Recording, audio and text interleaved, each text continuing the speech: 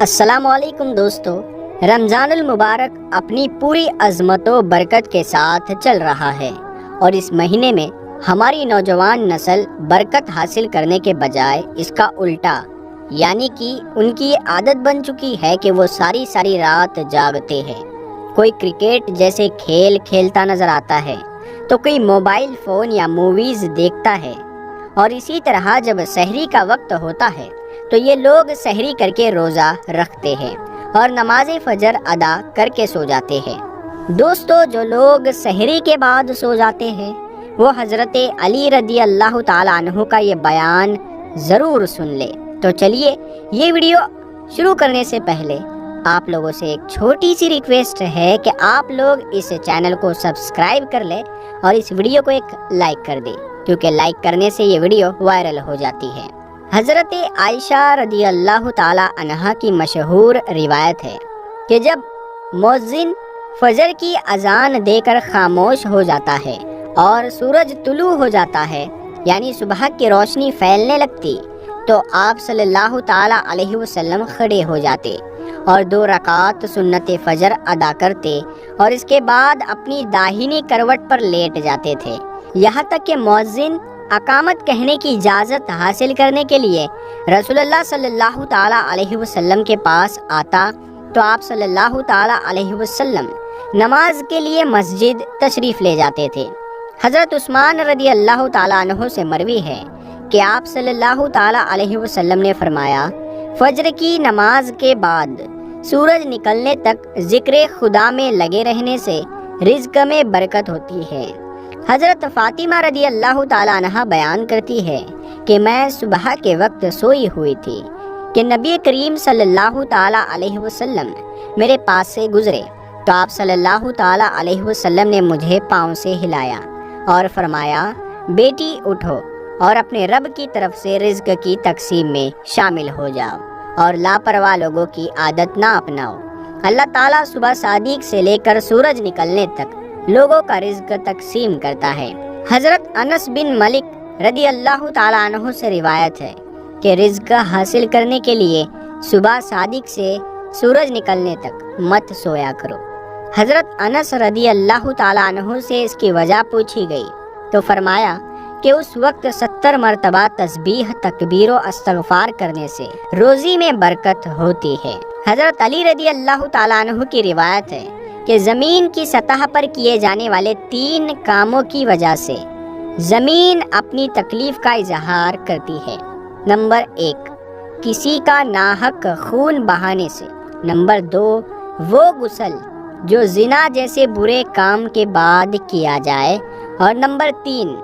سورج نکلنے سے پہلے سونے سے۔ حضرت ابو وائل فرماتے ہیں،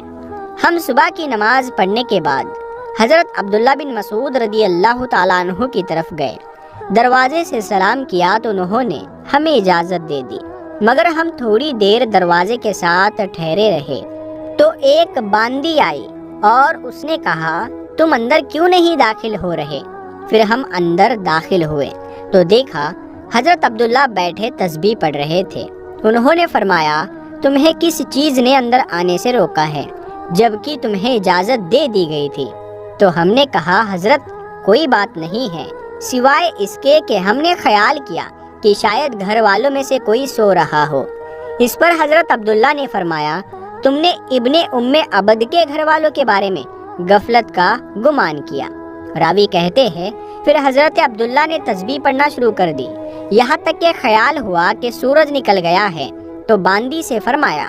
دیکھو کیا سورج نکل آیا ہے۔ بہت سے روایت میں ہے کہ اللہ پاک صبح صادق سے لے کر سورج نکلنے تک مخلوق کے لیے رزق تقسیم کرتا ہے، یعنی وہ لوگ جو اس پورے وقت میں غافل رہتے ہیں، سوئے رہتے ہیں، وہ رزق کی برکت سے محروم ہو جاتے ہیں۔ اس حدیث سے معلوم ہوا کہ صبح صادق سے لے کر سورج نکلنے تک رزق کی تقسیم ہوتی ہے اور اس وقت سونا لاپرواہ لوگوں کا رویہ ہے۔ نبی کریم صلی اللہ تعالیٰ علیہ وسلم اور صحابہ کرام رضوان اللہ تعالیٰ علیہم اجمعین، ان لوگوں کا طریقہ کار یہ تھا کہ جب وہ فجر کی نماز پڑھ لیتے تھے تو سورج کے نکلنے تک اپنی جگہ پر ہی بیٹھے رہتے تھے اور ذکر و اذکار میں لگے رہتے تھے۔ اس وقت ذکر الہی میں مصروف رہنے سے رزق میں برکت ہوتی ہے، اور ہمارے معاشرے میں راتوں کو جاگنا تو جیسے ٹرینڈ ہی بن گیا ہے۔ نوجوان نسل رات کو 3-4 بجے تک جاگتی رہتی ہے اور فیس بک، انسٹا، واٹس ایپ وغیرہ پہ اپنا وقت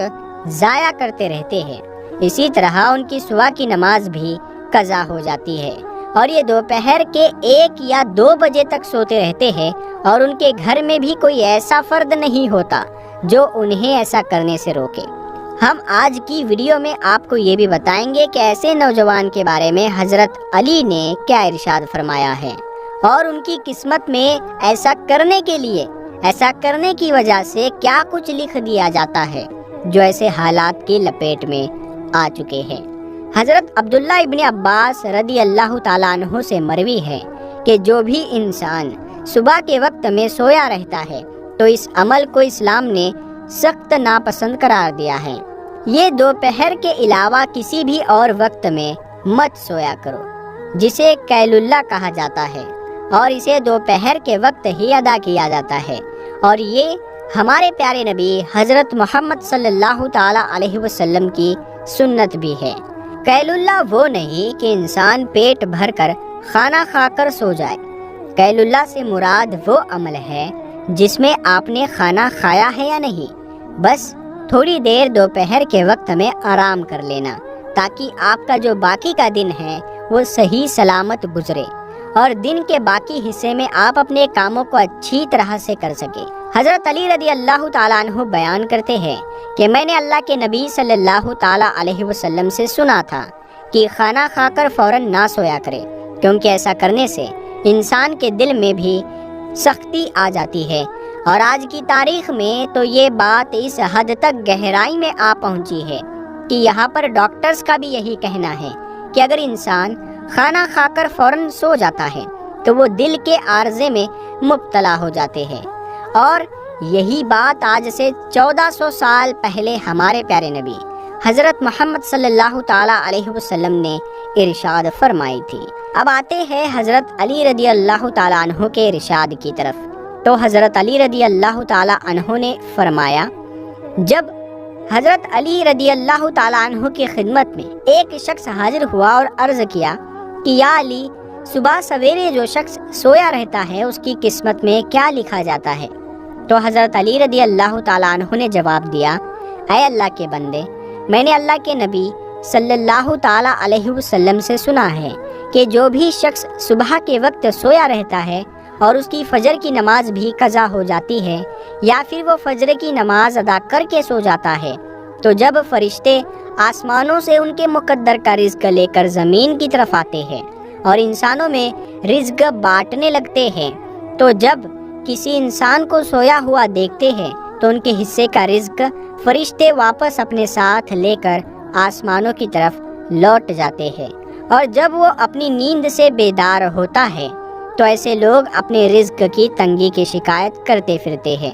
آپ نے اکثر ایسے لوگوں کو دیکھا ہوگا۔ کبھی آپ ان لوگوں سے جو رزق کی تنگی کی شکایت کرتے ہیں، ان سے جب آپ یہ پوچھیں گے کہ صبح یہ لوگ کتنے بجے اٹھتے ہیں، تو ان کا جواب زیادہ تر یہی ہوگا کہ صبح سویرے تو ہماری آنکھ ہی نہیں کھلتی، ہم سے صبح اٹھا ہی نہیں جاتا، ہمیں صبح اٹھنا بہت مشکل لگتا ہے۔ لہٰذا یہی وجہ ہے کہ جس کی وجہ سے ایسے لوگوں پر رزق تنگ کر دیا جاتا ہے، اور پھر وہ اپنی تنگ دستی اور بے روزگاری کی شکایت کرتے پھرتے ہیں۔ ہماری آپ سب سے یہ گزارش ہے کہ صبح سویرے اٹھ کر فجر کی نماز ادا کریں، قرآن پاک کی تلاوت کریں، پھر اس کے بعد اپنے دن کا آغاز کریں۔ پھر آپ دیکھیں گے کہ آپ کا دن کیسے سکون کے ساتھ گزرتا ہے، آپ کے دن میں بھی برکت ہوگی اور رزق میں بھی۔